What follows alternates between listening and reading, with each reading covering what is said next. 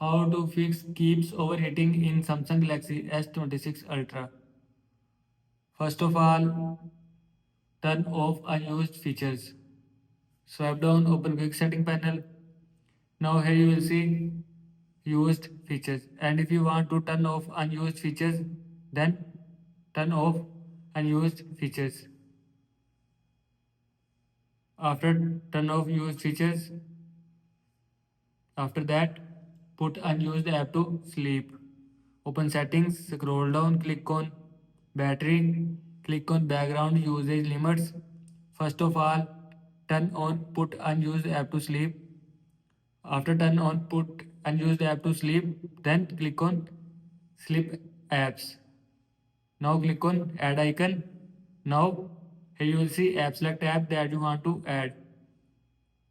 After selecting app, click on add. After click on add, selected app will be add. Now go back. After that, software update. Open settings, scroll down, click on software update, click on download and install. Now here you will see update option, and if you want to update software, then click on update. After click on update, your phone software will be updated from your phone. This is how you can fix keeps overheating in Samsung Galaxy S26 Ultra. I hope you like this video and thanks for watching this video.